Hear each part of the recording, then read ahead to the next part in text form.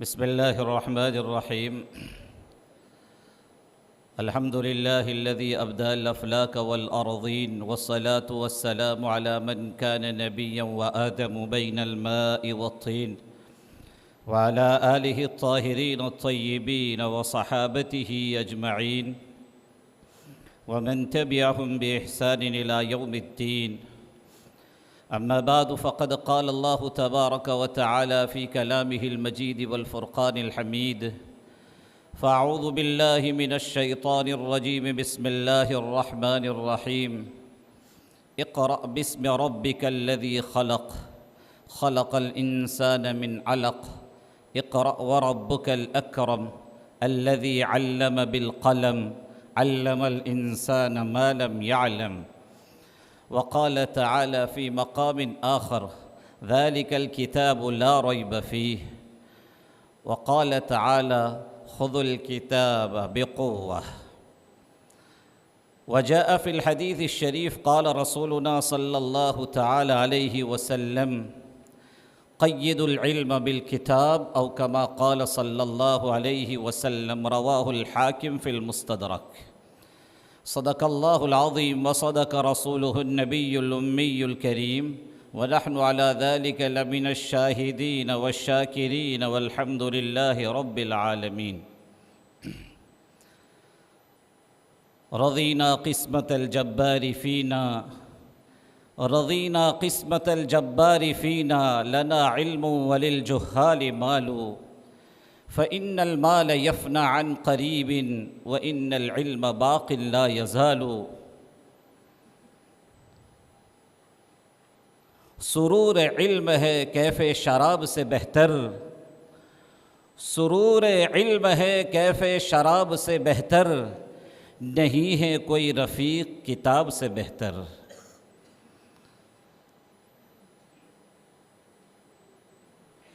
میرے انتہائی مشفق و کرم فرما جامعہ حاضہ کے ناظم اعلیٰ مدیر باصفا حضرت اقدس مولانا عبد الرحمن صاحب دامت برکاتہم العالیہ، اساتین علم و فضل حضرات اساتذہ کرام، عزیز طلبہ اور مہمانان ذی وقار، السلام علیکم ورحمۃ اللہ وبرکاتہ.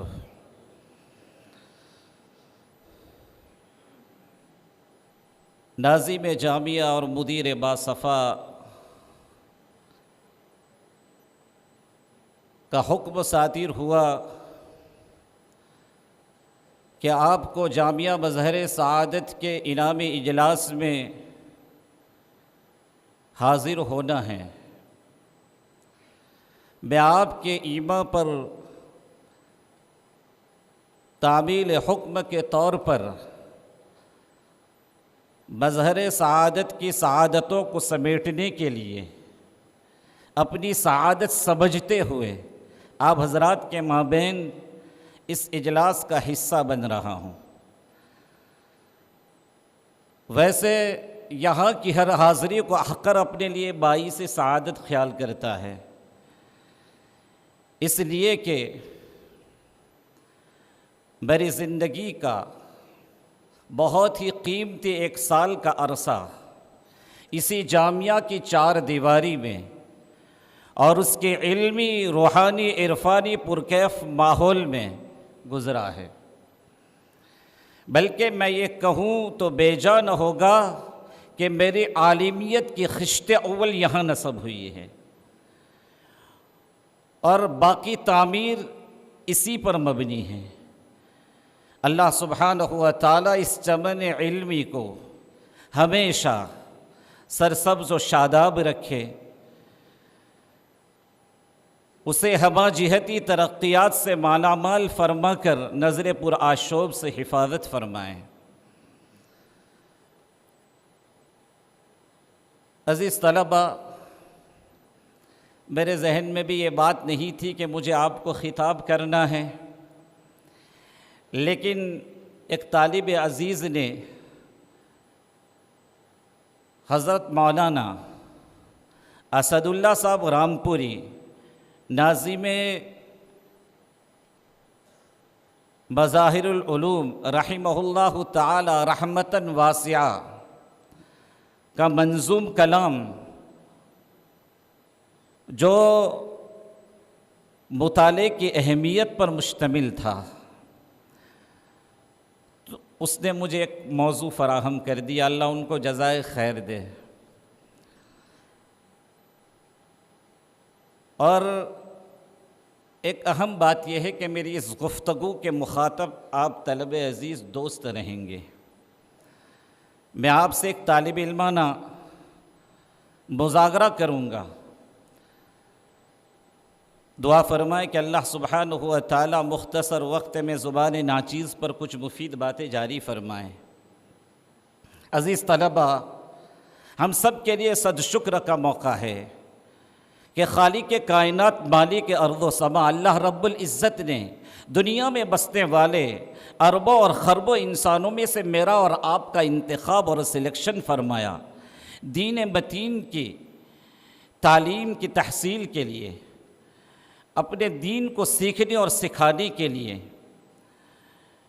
اور منبع علوم نبوت تک اور منہل علوم دینیہ تک میری اور آپ کی رسائی فرما کر خلاق اعظم نے احسان عظیم فرمایا۔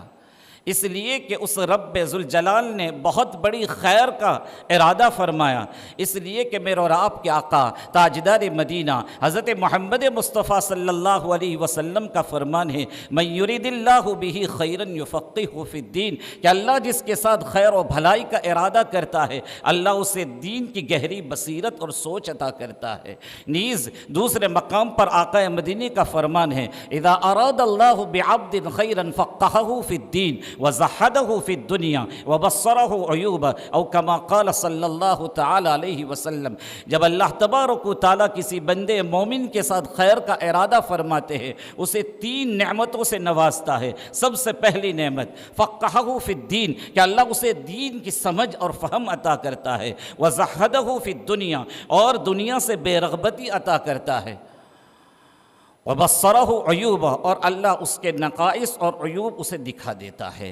تو میرے بھائیوں، اللہ تبارک و تعالیٰ نے دنیاوی تمام مشاغل اور جھمیلوں سے نکال کر صفت علم سے آراستہ اور پیراستہ کرنے کے لیے ہمیں اس علمی روحانی پرکیف ماحول میں شب و روز گزارنے کا ذری موقع عنایت فرما کر بہت بڑا احسان فرمایا ہے۔ میری اور آپ کی پہلی ذمہ داری بنتی ہے کہ ہم رب تبارک و تعالیٰ کی بارگاہ ذوالجلال میں جبین شکر خم کریں، بلکہ موقع بموقع وقتاً فوقتاً صلاۃ الشکر ادا کریں، اس لیے کہ شکر گزاری سے نعمتوں میں اضافہ ہوا کرتا ہے اور ناشکری سے نعمت سلب ہو جایا کرتی ہے۔ خود رب کائنات کا فرمان ہے، لئن شکرتم لأزیدنکم ولئن کفرتم ان عذابی لشدید، اس لیے کہ اگر تم اللہ تبارک و تعالیٰ فرماتے لئن شکرتم، اگر تم شکر گزاری کا داعیہ اور جذبہ پیدا کرو گے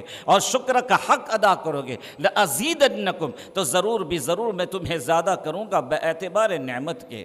اللہ سبحانہ و تعالی ہمیں اس نعمت عظمیٰ کی قدردانی کی توفیق کے ساتھ شکر گزاری کا داعیہ اور جذبہ نصیب فرمائیں۔ عزیز طلبہ، مجھے علم کی اہمیت اور فضائل پر گفتگو نہیں کرنی ہے، اس لیے کہ آپ اور آپ کے اولیاء نے علم کی اہمیت کو سمجھا، اس کے فضائل کو جانا اور اس پہ ملنے والے اجور کو آپ نے محسوس کیا، تبھی تو آپ نے اس منبع علم کی طرف قدم بڑھائے اور الحمدللہ ثم الحمدللہ تعلیم، اس دینی تعلیم کا آغاز ہی نہیں بلکہ بعض طلبہ عزیز اس کے اختتام تک پہنچ چکے ہیں۔ میں اس موقع پر صرف مطالعے اور کتاب کی اہمیت سے متعلق کچھ منتشر اپنے خیالات کا اظہار آپ حضرات کے سامنے کروں گا۔ علم یہ تو اللہ کی صفت ہے، اس لیے علم بحر ناپیدا کنار ہے، اتھاہ سمندر ہے۔ علم کو حدود اور سرحدوں کے ساتھ محدد نہیں کیا جا سکتا، اس کی گہرائی اور گہرائی کا اندازہ نہیں لگایا جا سکتا ہے۔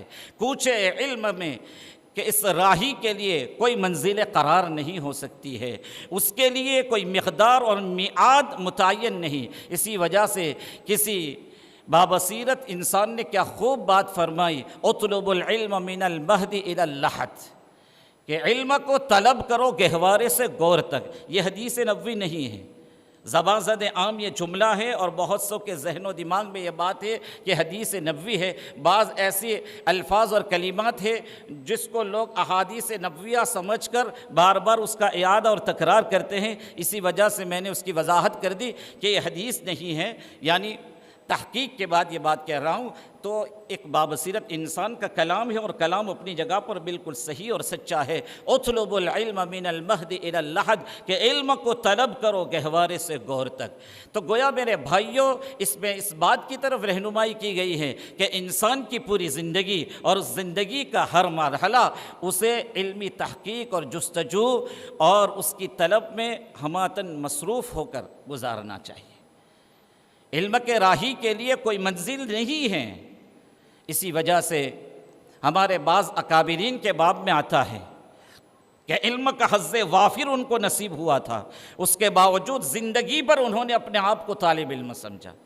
ایک جملہ ہمارے درمیان رائج ہے، فارغ التحصیل، دورے سے سند فضیلت حاصل کرنے والے طلباء کے تعلق سے جملہ زبان زد عام و خاص ہے، فارغ التحصیل۔ معلوم یہ جملہ کہاں سے آیا اور کیسے چل پڑا اور اسے کیسے رواج نصیب ہوا۔ ہمارے بعض بڑوں نے اس جملے کو پسند نہیں کیا۔ اس علم میں فراغ، اس علم کی راہ میں فراغ کیسا؟ درس نظامی کی کچھ کتابیں پڑھنے کے بعد مجموعی طور پر آپ میں وہ صلاحیت پیدا کی جاتی ہے کہ اب آپ کو منزل خود آگے طے کرنی ہے۔ اس میں آپ میں اتنا سلیقہ اور ملکہ پیدا ہوتا ہے کہ آپ مختلف کتابوں کی مراجعت کے ساتھ اپنے علم میں اضافہ کر سکتے ہیں۔ تو یہ سند فراغ نہیں ہے، بلکہ اب تو یہ مشغولی کا زمانہ شروع ہوگا، لہذا ذہن و دماغ میں یہ بات کبھی نہیں ہونی چاہیے کہ ہم فارغ ہو چکے۔ کچھ علم کا راہی فارغ نہیں ہوتا ہے، وہ ہمیشہ مشغول رہتا ہے، اسے اپنے علم میں اضافے کی ہر وقت ہر دم فکر ہونی چاہیے۔ اسی وجہ سے ہمارے بعض مشائخ زندگی پر انہوں نے اپنے آپ کو طالب علم سمجھا، اور ہمیں طالب علم بن کر رہنا چاہیے۔ بلکہ حکومتی دستاویزات پہ کھانا اور کالم ہوتا ہے آکوپیشن کا، پیشہ اور دھندے کا، اس میں بھی وہ لوگ رقم فرماتے تھے طالب علم۔ یہ طالب علم ہونے کا ایسا استحضار تھا انہیں کہ آخری دم تک انہوں نے اپنے آپ کو علم کا راہی اور علم کا طلبگار سمجھا، اس لیے کہ طلب علم کے جو فضائل آپ نے سنے ہیں اور پڑھے ہیں، آپ جانتے ہیں، نہ مجھے اس کو بیان کرنے کا موقع ہے۔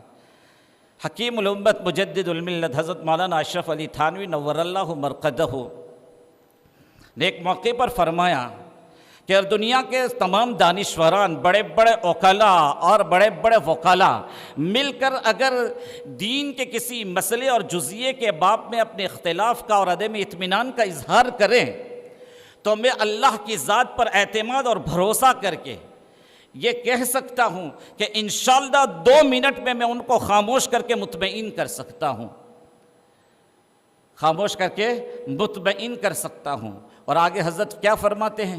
میں تو ایک ادنا طالب علم ہوں، علماء کی تو بڑی شان ہے، علماء کی بڑی شان ہے۔ واقع میں اللہ سبحانہ و تعالیٰ نے حضرت علامہ تھانوی نور اللہ مرقدہ کو علوم کا جو مقام عطا کیا تھا، علوم لدنیہ سے آپ کو نوازا تھا، اور ایک کیف، ایک خاص حال میں آپ یہ بیان کر رہے ہیں، اور اس کے بعد اخیر میں جو کہہ رہا ہوں کہ ان کے استحضار اپنے طالب علم ہونے کا، کہ میں تو ایک ادنا طالب علم ہوں، کتنا بڑا دعویٰ، اور اس کے بعد اپنے آپ کو کیا سمجھ رہے ہیں؟ میں تو ایک ادنا طالب علم ہوں، علماء کی تو بڑی شان ہوتی ہے۔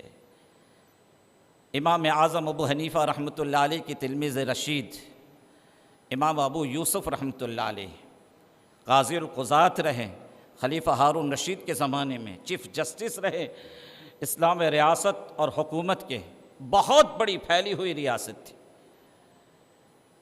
اور امام ابو یوسف رحمۃ اللہ علیہ کے باب میں یہ جملہ معروف ہے، ابو یوسف ابو حنیفہ، ابو یوسف ابو حنیفہ، یعنی ابو حنیفہ کا عکس جمیل یہ ابو یوسف ہے۔ ابو حنیفہ کا عکس جمیل کون ہے؟ ابو یوسف ہے۔ لیکن ابو یوسف رحمۃ اللہ علیہ کے باب میں آتا ہے کہ جب آپ مرض وفات میں مبتلا ہیں، آپ کا ایک تلمیذ آپ کی عیادت کے لیے آپ کے پاس پہنچتا ہے، تو اس وقت امام ابو یوسف رحمۃ اللہ علیہ اپنے طالب علم سے سوال کرتے ہیں کہ رمی جمرات ماشین افضل ہے یا راکباً افضل ہے؟ جمرات کی رمی، حج کے موقع پر جمرات کی رمی ہے نا، تو امام ابو یوسف رحمۃ اللہ علیہ نے اپنے اس تلمیذ سے سوال کیا کہ جمرات کی رمی ماشین افضل ہے یا راکباً افضل ہے، سوار ہو کر افضل ہے یا پاپیادہ افضل ہے؟ تو شاگرد نے جواباً عرض کیا کہ ماشین افضل ہے، تو امام صاحب رحمۃ اللہ علیہ نے تردید فرمائی کہ نہیں۔ تو آپ نے فرمایا راکین افضل ہے، تو کہا لا نہیں، عجیب بات ہے، نہ ماشین افضل ہے نہ راکباً افضل ہے، دونوں میں تردید فرمائی۔ تو پھر شاگرد نے عرض کیا حضرت آپ ہی بیان کر دیجئے۔ تو حضرت نے فرمایا کہ مجھے یاد پڑتا ہے کہ جناب رسول پاک صلی اللہ علیہ وسلم نے جمرہ عقبہ کی رمی راکباً فرمائی، اس وجہ سے وہ افضل، اور باقی دینوں کی رمی ماشین فرمائی، اس وجہ سے وہ افضل۔ تو پہلے دین کی رمی راکباً افضل ہے اور باقی دینوں کی رمی ماشین افضل ہے۔ تو میرے بھائیوں، آتا ہے کتابوں میں کہ وہ شاگرد حضرت کا مصافحہ کر کے باہر نکلتے ہیں، چند ہی قدم چلے ہیں کہ آپ کو اطلاع موصول ہوتی ہے کہ امام ابو یوسف رحمۃ اللہ علیہ کہ روح قفس عنصرو سے پرواز کر گئی، وہ عالم فانی سے عالم جاویدانی کی طرف کوچ کے فرما گئے۔ اندازہ لگائیے، اس کو کہتے ہیں اطلب العلم من المہد الی اللحد، گہوارے سے گور تک، یہ گور تک علم، یعنی مرض وفات میں مبتلا ہے لیکن گفتگو آپ کی کیسی ہے؟ علمی ہے، علمی مسئلے میں آپ کا ذہن الجھا ہوا ہے، اس کو کہا جاتا ہے گہوارے سے گور تک علم کو حاصل کرنا۔ عزیز طلبہ، نصوص پر غور کرنے سے یہ بات معلوم ہوتی ہے کہ جہاں نفس علم یہ مقصود ہیں، وہاں ذاتی علم مطلوب ہے۔ نفس علم یہ مقصود ہے تو ذاتی علم مطلوب ہے۔ کیسے؟ باری تعالیٰ اپنے حبیب اور نبی برحق حضرت محمد مصطفیٰ صلی اللہ علیہ وسلم کو خود حکم فرماتے وَقُلْ رَبِّ زِدْنِي عِلْمًا، اے میرے حبیب آپ کہیے اے میرے پروردگار مجھے زیادہ کر باعتبار علم کے۔ تو خود رب کائنات اپنے حبیب نبی برحق حضرت محمد مصطفیٰ صلی اللہ علیہ وسلم کو یہ حکم دے رہا ہے کہ تم میری بارگاہ میں یہ درخواست پیش کرو، ذاتی علم کی، ذاتی علم کی درخواست پیش کرو۔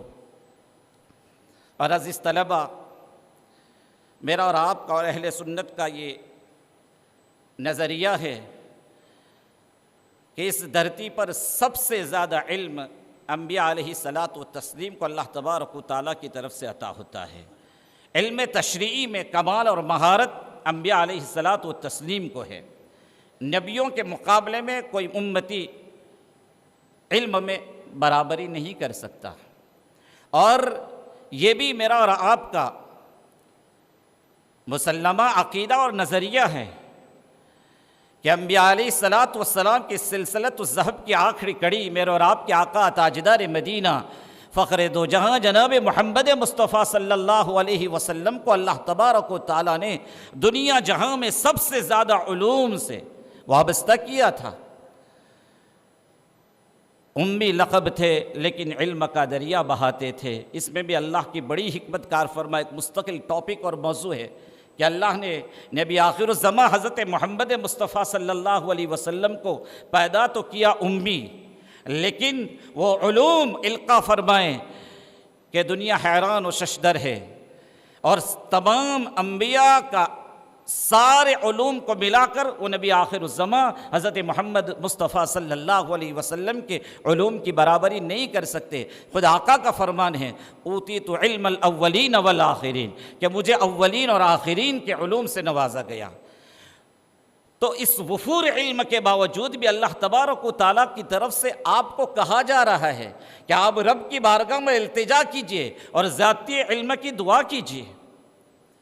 اس سے میرے عزیز طلبہ ایک بات یہ معلوم ہوئی کہ علم بحر ناپیدا کنار ہے، اس کی کوئی انتہا نہیں، اس کی کوئی سرحد اور کوئی باؤنڈری نہیں ہے۔ دوسری بات یہ معلوم ہوئی کہ چاہے انسان کو اللہ کی طرف سے کتنا وافر علم نہ دیا جائے، غزیر علم نہ دیا جائے، اس کے بعد اسے اس ظام میں مبتلا نہیں ہونا چاہیے کہ میں علم میں کمال رکھتا ہوں، علم میں کمال رکھتا ہوں۔ اس لیے کہ ہر انسان پر جہالت کا غلبہ ہوگا معلومات کے مقابلے میں۔ وما اوتیتم من العلم الا قلیلا۔ تیسری بات عزیز طلبہ، اس آیت قرآنی سے علم کی اہمیت معلوم ہوتی ہے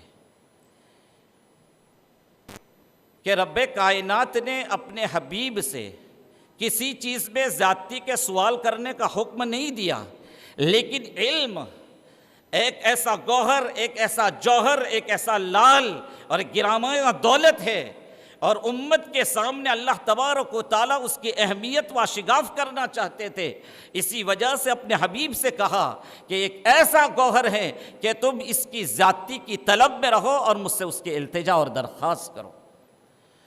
اور ذخیرے احادیث میں غور کرنے سے ایک حدیث ملتی ہے کہ نبی آخر الزمان حضرت محمد مصطفیٰ صلی اللہ علیہ وسلم نے اپنے طور پر ایک چیز میں برکت اور ازدیاد کی دعا کی، وہ ہے دودھ۔ دودھ پینے کے بعد کی دعا کیا ہے؟ اللہم بارک لنا فیہ وزدنا منہ، ہے نا؟ تو حضرت رسول پاک صلی اللہ علیہ وسلم نے علم میں برکت اور ازدیاد کی دعا کی کہ اللہ اس دودھ میں برکت بھی دے اور اس میں اضافہ اور زیادتی بھی فرما۔ اللہم بارک لنا فیہ وزدنا منہ۔ نقطہ سنج علماء تحریر فرماتے ہیں کہ علم اور دودھ میں بڑی گہری اور قوی مناسبت ہے، علم اور دودھ میں بڑی قوی اور گہری مناسبت ہے، اس لیے کہ دودھ یہ انسان کی جسمانی حیات اور جسمانی بقا کے لیے ضروری ہے، کہ دنیا کا کوئی انسان دودھ کے بغیر زندہ نہیں رہ سکتا۔ جو بھی بچہ شکم مادر سے جنم لے کر باہر آتا ہے تو اس کی پہلی غذا کیا ہوتی ہے؟ ماں کی چھاتی سے نکلنے والا دودھ۔ یہ بھی رب کائنات کی کرم نوازی ہیں اور رب کی طرف سے اپنی قدرت کاملہ کا مظاہرہ ہے کہ جو بچہ وہ چند ساعت چند گھنٹے کا ہے، وہ نحیف ہے، وہ کمزور ہے، بے بس ہے، جس میں ہوش نہیں، شعور نہیں، عقل نہیں، فہم نہیں، لیکن رب تبارک و تعالیٰ نے اس کے پیدا ہوتے ہی اس کی ماں کی چھاتی میں دودھ اتارا۔ یہ باری تعالیٰ کے ایک نظام ہے، اور اس کے لیے غذا کا انتظام فرما کر اپنی صفت رزاقیت کو ظاہر فرمایا۔ بڑے نکات علماء نے اس پر بیان کیے ہیں۔ ہمارے حضرت مولانا سید ذوالفقار صاحب نور اللہ مرقدہ فرمایا کرتے تھے کہ کیسی صفت رزاقیت کا مظاہرہ کیا انسان اس میں غور کرے تو کبھی اپنے پیٹ کے مسئلے کو حل کرنے کے لیے آدمی اپنی ہڈی کے گودوں کو نہیں گلائے گا۔ قرآن میں کتنی تاکید کے ساتھ اللہ پاک نے بیان کیا ہے وَمَا مِن دَابَّةٍ فِي الْأَرْضِ إِلَّا عَلَى اللَّهِ رِزْقُهَا،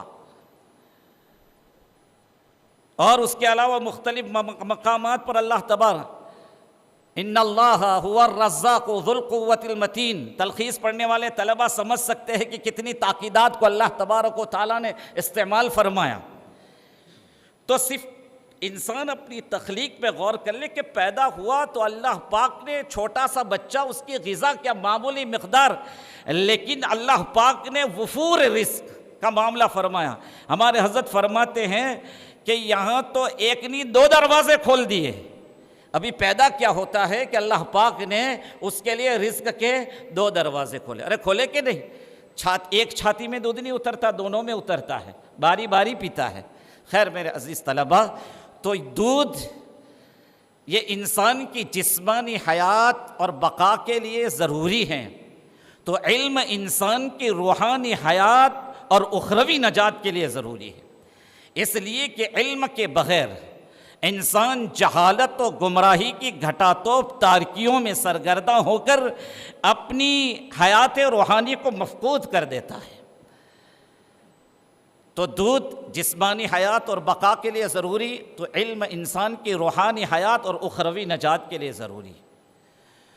دودھ یہ انسان کے جسم، اعضاء اور جوارح کو قوت فراہم کرتا ہے، اس لیے کہ سائنسدانوں کی اور اطباء کی تحقیق اور ریسرچ یہ ہے کہ دودھ میں سب سے زیادہ وٹامنس ہوتے ہیں، مادہ غذائیت دودھ میں بدرجہ اتم، اس میں افزائش کی صلاحیت زیادہ، اسی وجہ سے تو پہلا رزق اللہ پاک نے دودھ کی صورت میں اتارا۔ اور علم یہ انسان کے قلب و جگر اور انسان کی روحانیت کو قوی کرتا ہے۔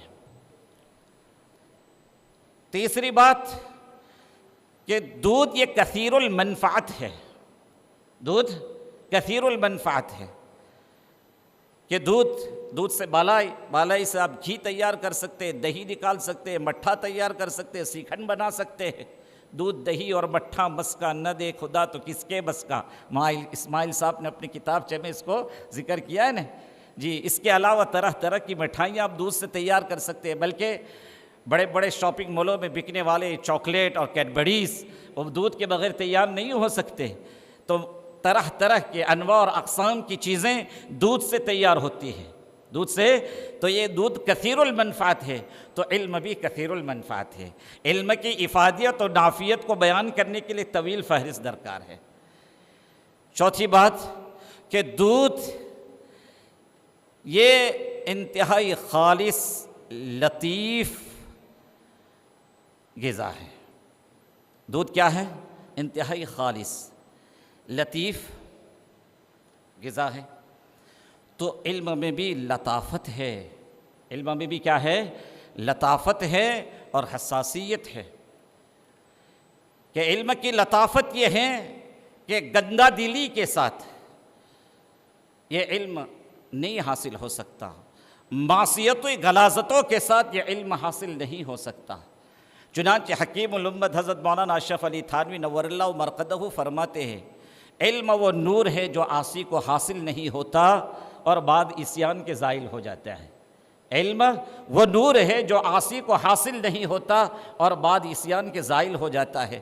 اسی کو امام شافعی نور اللہ مرقدہ نے بیان فرمایا، العلم نور من الہی و نور اللہ لا یعطی لعاصی، العلم نور من الہی و نور اللہ لا یعطی لعاصی۔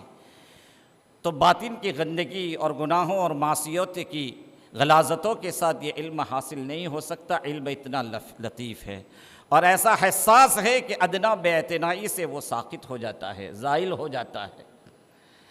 تو عزیز طلبہ، یہ دودھ اور علم میں قوی مناسبت ہے اور دونوں میں ازدیاد، زیادتی کو چاہا گیا۔ اسی وجہ سے علماء فرماتے ہیں کہ جب کوئی آدمی خواب میں دودھ کی زیارت کرے، کوئی آدمی دیکھے کہ وہ دودھ پی رہا ہے یا دودھ کے سمندر میں غوطہ لگا رہا ہے، دودھ کے دریا سے نہہ رہا ہے، تو اس کو وفور علم اور کثرت علم سے تعبیر دی جائے گی۔ خیر عزیز طلبہ، میں تو یہ عرض کر رہا تھا کہ نفس علم مقصود ہے تو ذاتی علم یہ مطلوب ہے، اور علم میں اضافہ اور زیادتی کے ذرائع کیا ہے کہ اہل علم کی مصاحبت، اہل علم کی مصاحبت،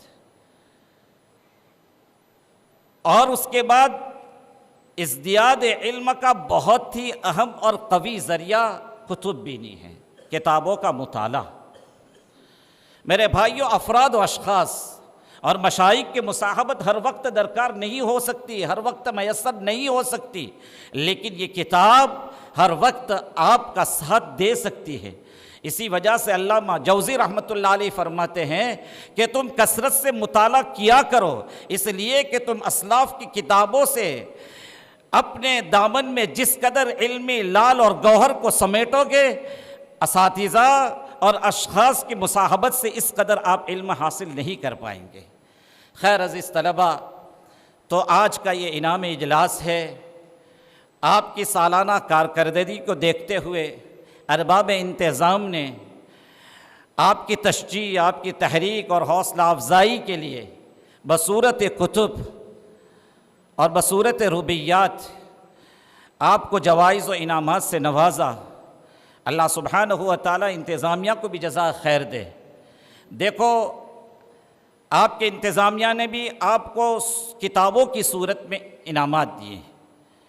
اسی طرح ہمارے مدارس اور جامعات کی روایت ہے کہ عامتاً انعامات اور جوائز کتاب کی صورت میں دیتے ہیں۔ اس میں آپ طلبہ عزیز کے لیے ایک سبق ہے کہ آپ کا علمی رشتہ کبھی بھی ان کتابوں سے نہیں ٹوٹنا چاہیے۔ آپ کا علمی رشتہ کبھی بھی ان کتابوں سے نہیں ٹوٹنا چاہیے۔ اور اس میں ایک تلقین یہ بھی مضمر ہے کہ کتاب چاہے 5 روپے کی ہو یا 10 روپے کی ہو، کتاب چاہے 5 روپے کی ہو یا 10 روپے کی، وہ آپ کے لیے گراں قدر ہی ہوگی، اس لیے کہ آپ کو یہ کتاب آپ کے جامعہ کے ارباب انتظام اور اپنے بڑوں کی طرف سے بطور تحفے کے ملی ہے۔ اور بڑوں کی طرف سے عنایت ہونے والی چیزیں بڑی ہوا کرتی ہے، نسبتوں کا بڑا لحاظ کیا جاتا ہے، نسبت کی وجہ سے چھوٹی سی چھوٹی چیز کی قدر و قیمت بڑھ جایا کرتی ہے۔ میرے بھائیوں، کعبۃ اللہ کا غلاف ایک کپڑا ہی تو ہے، دنیا میں اس سے زیادہ مہنگا باعتبار مالیت کے کپڑا ہو سکتا ہے، لیکن اس کی نسبت کعبہ معظمہ کے ساتھ ہونے کی وجہ سے اس کی جو قدر و منزلت ہمارے دل و دماغ میں ہوگی، وہ دنیا کی کسی مہنگے سے مہنگے کپڑے کی وہ قیمت نہیں ہو سکتی۔ معلوم یہ ہوا کہ نسبتوں کی وجہ سے چیزوں کی ویلیو میں اضافہ ہو جاتا ہے، چیزوں کی ویلیو میں اضافہ ہوتا ہے۔ تو عزیز طلبہ، یہ کتاب ہمارے اسلاف نے کتابوں کے ساتھ اپنے آپ کو کیسا وابستہ کیا، وہ کتابوں کے کیسا رسیا تھے، کتابوں سے انہیں کیسی دلچسپی تھی کہ ان کتابوں کے خاطر اپنا سب کچھ قربان کرنے کے لیے وہ تیار ہو جایا کرتے تھے۔ چنانچہ علامہ ابن جوزی رحمۃ اللہ علیہ کے باب میں آتا ہے، انی اذا وجدت کتابا جدیدا کانی وقعت علی کنز، کہ بے شک جب میں کسی نئی کتاب کو پاتا ہوں تو گویا کہ میں ایک خزانے پر واقع ہو گیا، یعنی میرے ہاتھ ایک بہت بڑا قیمتی خزانہ لگ گیا۔ یہ کتاب کی اہمیت تھی ان کے دلوں میں۔ عباسی دور کے بہت بڑے شاعر، انشا پرداز ادیب متنبی کا ایک شعر ہے جس میں اس نے کتاب کی تعریف بیان کی ہے، اعز مکان فی الدنیا سرج سابح، اعز مکان فی الدنیا سرج سابح وخیر جلیس فی الزمان کتاب، کہ اس زمانے میں عزت کا مقام اور باعث افتخار اگر کوئی چیز ہے تو تیز رفتار سبکگام گھوڑے کی پشت ہے، اور اس زمانے میں بہترین رفیق، بہترین زمیل، بہترین ہمدم و ہمراز یہ کتاب ہے۔ اس لیے کہ میرے بھائیوں، دنیا کے بہت سے آپ کے رفقا آپ کے ارد گرد آپ کے ساتھ شب و روز گزاریں گے، لیکن جو خلوص آپ کتاب میں پائیں گے وہ خلوص دوسرے رفقا میں نہیں پا سکتے۔ اگر آپ کے پاس فلوس ہے تو ان کی طرف سے خلوص کا مظاہرہ ہوگا، لیکن اگر آپ کے پاس فلوس نہیں تو ان کی طرف سے مظاہرہ خلوص کا نہیں ہوگا، وہ 9 2 11 ہوتے جائیں گے۔ میرے بھائیوں، دنیا کا یہ دوست وہ جلوت میں تو آپ رفاقت کا حق ادا کر سکتا ہے، خلوت میں نہیں، لیکن کتاب یہ خلوت میں بھی آپ کی رفاقت کا حق ادا کریں گے، جلوت میں بھی آپ کی۔ بعض دوست جلوت میں آپ کے ساتھ ہوں گے تو ہو سکتا ہے کہ وہ خلوت میں آپ کے ساتھ نہ رہے۔ کتاب خلوت میں بھی آپ کے ساتھ ہے، جلوت میں بھی آپ کے ساتھ ہے۔ دوست اور احباب حضر میں آپ کے ساتھ ہو سکتے ہیں، سفر میں آپ کے ساتھ نہ دیں۔ ہر سفر میں ہر دوست آپ کے ساتھ ہو یہ ضروری نہیں ہے۔ ہوائی جہاز کا سفر ہے، آپ اکیلے سفر کریں گے، وہ اپنے گھر پر رہیں گے۔ تو یہ وفاقار، یہ دوست حضر میں تو اپنی رفاقت کا حق ادا کریں گے، لیکن سفر میں وہ آپ کا ساتھ چھوڑ دیں گے۔ کتاب سفر میں بھی آپ کا ساتھی، حضر میں بھی آپ کا ساتھی، ہر وقت وہ آپ کا ہمدم، ہر مراز بننے کے لیے تیار۔ دنیا کے دوست، دنیا کے یہ احباب، جب آپ ان سے کچھ وصول کریں گے تو کچھ آپ سے پانے کی توقع اور تمنا رکھتے ہیں، لیکن کتاب ایک ایسا مخلص دوست، ایسا مخلص رفیق اور ساتھی ہے کہ وہ سب کچھ آپ کو دے گا، لیکن اس کے باوجود آپ سے کچھ لینے کی تمنا اور توقع نہیں کرتا۔ اس وجہ سے متنبی فرماتے ہیں وَخَيْرُ جَلِيسٍ فِي الزَّمَانِ کتابو، کہ اس زمانے میں سب سے بہترین ساتھی اور دوست کیا ہے؟ کتاب ہے۔ اسی وجہ سے کسی عارف نے کیا خوب فرمایا، نعم الندیم اذا خلوت کتابو، نعم الندیم اذا خلوت کتابو ان خانک الندماء والاصحاب، کہ جب آپ خلوت میں ہو تو بہترین دوست اور رفیق آپ کی کتاب ہے، جب رفقا اور دوست احباب آپ کا ساتھ چھوڑ جائیں تو میرے بھائیوں کتاب ایسا بہترین رفیق اور ساتھی ہے، اس سے دوستی کرنے کی ضرورت ہے، اس سے لو لگانے کی ضرورت ہے، اس سے لو لگانے کی ضرورت ہے۔ اسی وجہ سے علامہ جرجانی کے باب میں آتا ہے کہ آپ فرماتے ہیں ما تعمدت فی خلوت یا ما تعمدت نعمت تعیش حتی صرت فی الخلوت للکتاب زمیلا۔ بہرحال عبارت آگے پیچھے ہو سکتی ہے، بہت دنوں پہلے یہ شعر پڑھا تھا، جس کا حاصل بھی یہی ہے کہ جب تک میں نے خلوت میں کتاب کو اپنا رفیق نہیں بنا، زندگی کے عیش اور لطف کا میں نے احساس نہیں کیا، زندگی کا لطف کا میں نے احساس نہیں کیا۔ عزیز طلبہ، اسحاق ابن راہوی بہت بڑے فقیہ، بہت بڑے محدث گزرے ہیں۔ ہمارے اسلاف کیسے تھے کہ محض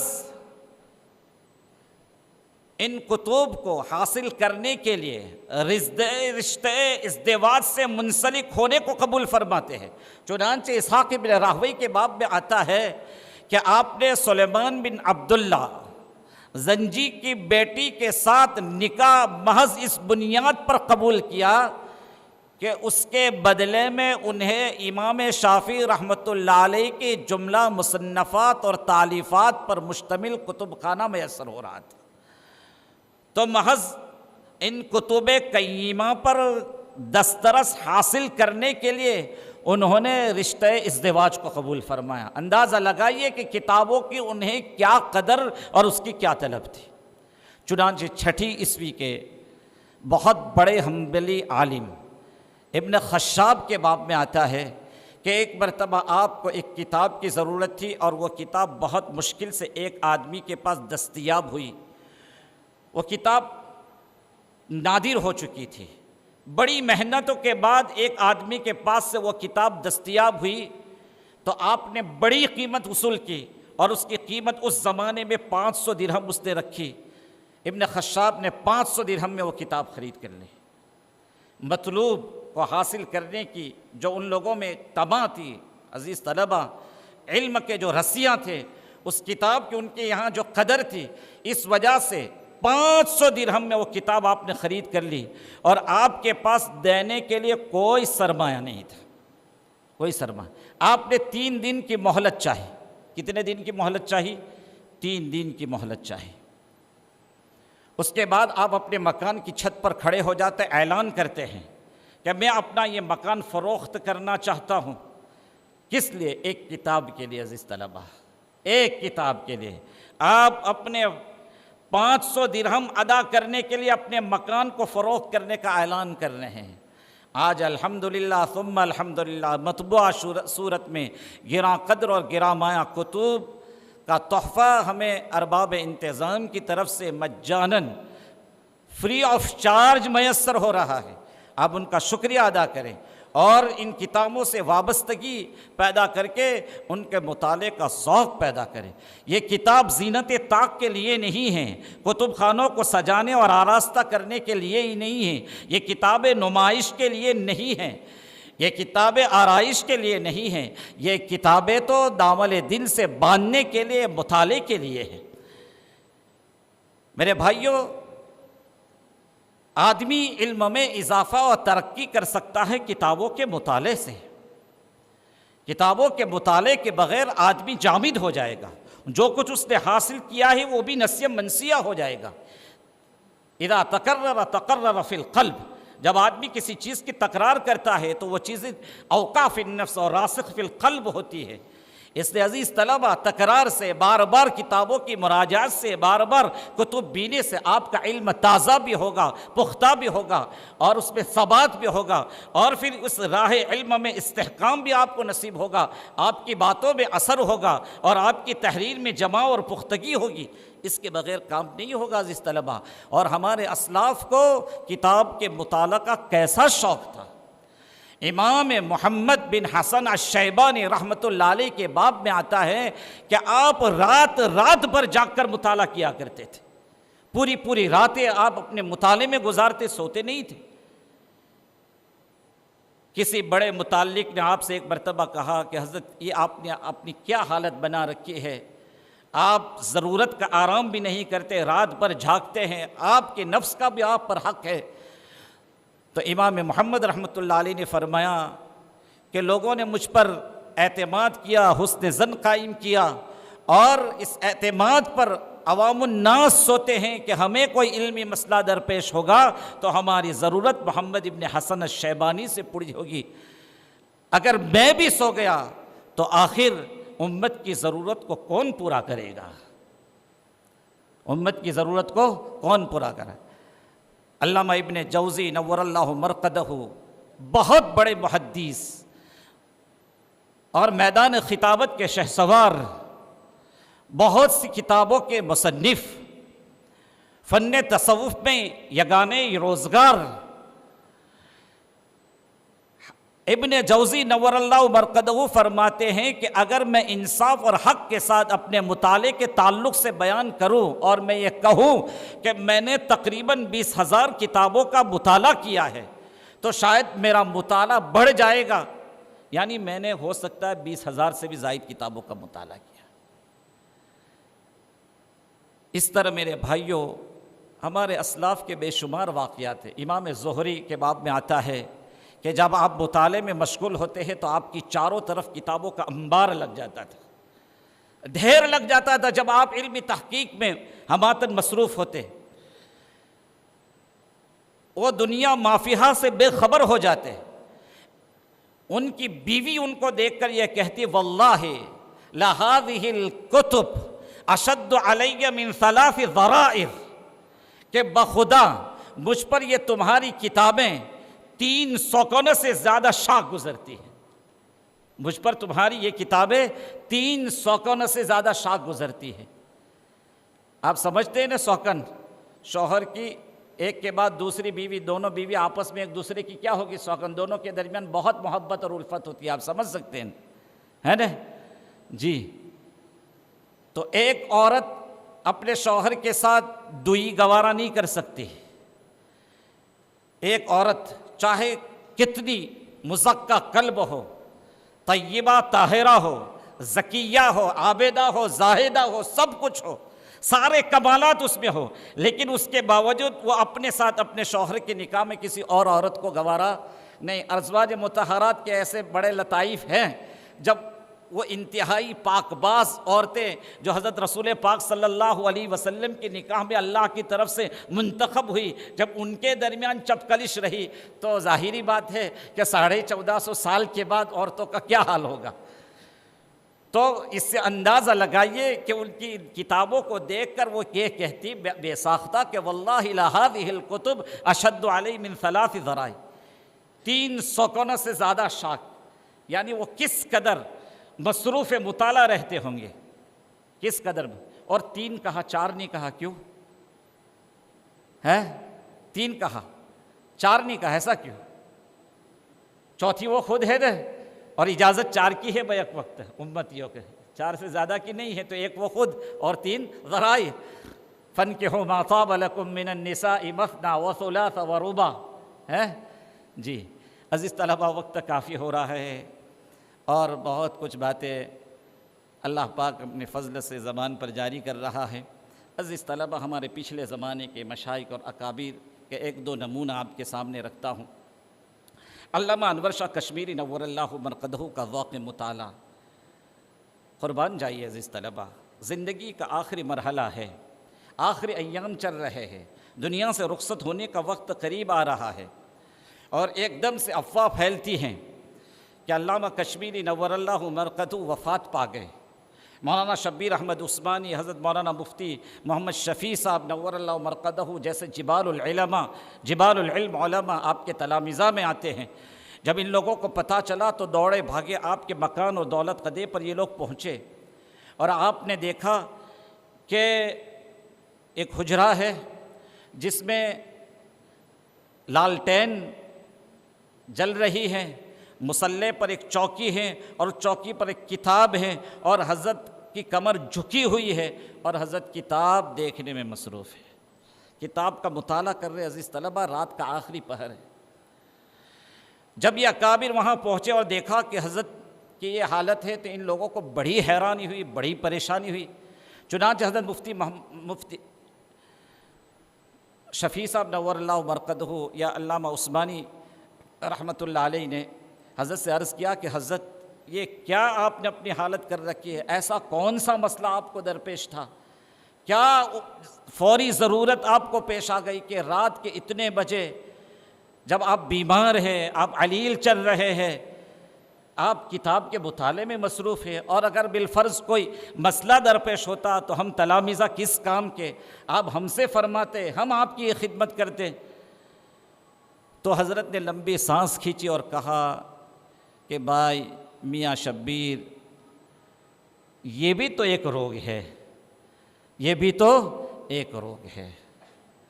عزیز طلبہ، ان کو مطالعے کا ایک روگ لگا ہوا تھا، ایک چسکا لگا ہوا تھا، اس کے بغیر انہیں قرار نہیں آتا تھا۔ علم سے طبیعت نے زیست کا مزہ پایا، علم سے طبیعت نے زیست کا مزہ پایا، درد کی دوا پائی، درد لا دوا پایا۔ عزیز طلبہ، اب آپ کی چھٹیاں ہوں گی آئندہ کل، آپ کتابوں کو اپنے ساتھ لے کر جائیں، کتابوں کا مطالعہ کرتے رہیں، اور عزیز طلبہ میری بہت ہی عاجزانہ درخواست ہے کہ رمضان کے مبارک مہینے کا آپ پرجوش استقبال کریں، رمضان کے فیوز و برکات کو سمیٹنے کی کوشش کریں، قرآن پاک کی کثرت سے تلاوت کریں، قرآن پاک کی کثرت سے تلاوت کا معمول بنائیں۔ جو حفاظ ہیں وہ تراویح کا اہتمام کریں، تراویح کا اہتمام کریں، اور اس کے بعد بھی سال بھر قرآن پاک کی تلاوت کا معمول بنائیں۔ اکثر دیکھا گیا کہ جب طلبہ درجہ حفظ سے فراغت پاتے ہیں، عالمیت میں جب آتے ہیں تو 1-2 سال تو قرآن پاک کی تلاوت کا معمول رہتا ہے، اس کے بعد قرآن پاک سے بے اعتنائی برتی جاتی ہے۔ عزیز طلبہ، قرآن پاک اس لیے نہیں ہے کہ آپ اس کو طاق میں سجا دیں، آپ نے اپنے سینے میں محفوظ کیا، یہ محفوظ کرنا کافی نہیں۔ قرآن پاک تو اللہ پاک نے تلاوت کے لیے، عمل کے لیے اتارا ہے۔ اس لیے رمضان کے ساتھ قرآن پاک کو خاص مناسبت ہے۔ شہر رمضان الذی انزل فیہ القرآن انا انزلناہ فی لیلۃ القدر، رمضان ہی کے مہینے میں اللہ پاک نے قرآن پاک کو لوح محفوظ سے آسمان دنیا پر اتارا، اور اس کا نزول کا آغاز بھی رمضان کے مہینے میں ہوا، اور جبرائیل امین حضرت رسول پاک صلی اللہ علیہ وسلم کے بارگاہ رسالت میں رمضان کے مہینے میں حاضر ہو کر قرآن پاک کا دور کیا کرتے تھے۔ بڑی مناسبتیں ہیں رمضان کی اور قرآن کی، لہذا قرآن پاک کی خوب تلاوت کرے۔ بلکہ ہمارے بعض مشائخ کا معمول یہ تھا، خود حضرت مولانا محمد زکریا صاحب نور اللہ مرقدہ کے رمضان کے مہینے میں باقی ساری کتابوں کو ایک طرف رکھ کر قرآن پاک کو پورا وقت دیتے، قرآن پاک کی تلاوت میں ہم وقت مصروف رہتے۔ رمضان کے روزے، فرائض اور واجبات کے اہتمام کے ساتھ کثرت سے قرآن پاک کی تلاوت کیا کرتے۔ تو عزیز طلبہ، آپ یہ کام یہ کریں گے، اور آپ جب جائیں تو آپ امت کے لیے نافع بنیں، جو کچھ آپ نے سیکھا ہے اس پر عمل کریں، اور دوسروں تک اس کو منتقل کرنے کا داعیہ اور جذبہ پیدا کریں۔ بلغوا انی ولو آیا پر عمل کریں۔ عزیز طلبہ، وقت پورا ہو رہا ہے، سما خراشی کی معافی چاہتا ہوں۔ اللہ سبحانہ و تعالی کہی سنی باتوں پر عمل کی توفیق عطا فرمائے۔ وما توفیق الا باللہ، وآخر دعوانا ان الحمد للہ رب العالمین۔ اللہم لک الحمد کلہ ولک الشکر کلہ ولک الملک کلہ ولک الخلق کلہ والیک یرجع الامر کلہ بیدک الخیر کلہ۔ اللہم لک الحمد حمدا دائما مع دوامک ولک الحمد حمدا خالدا مع خلودک۔ ولك الحمد حمدا لا منتهى له دون مشيتك، ولك الحمد حمدا عند طرفة كل عين. اللهم صل على سيدنا مولانا محمد وعلى آل سيدنا مولانا محمد وبارك وسلم. اللهم إنا نسألك إيمانا كاملا ويقينا صادقا. اللهم إنا نسألك إيمانا لا يرتد منه، ويقينا ليس بعده كفر، ورحمة أنال بها شرف كرامتك في الدنيا والآخرة. اللهم إنا نسألك علما نافعا، اللهم إنا نسألك علما نافعا وعملا صالحا ورزقا حلالا طيبا وشفاء من كل داء. اللهم وفقنا لما تحب وترضى، واجعل آخرتنا خيرا من الأولى. اللهم ربنا تقبل منا إنك أنت السميع العليم، وتب علينا يا مولانا إنك أنت التواب الرحيم. وصلى الله تعالى على خير خلقه محمد وآله وصحبه أجمعين برحمتك يا أرحم الراحمين.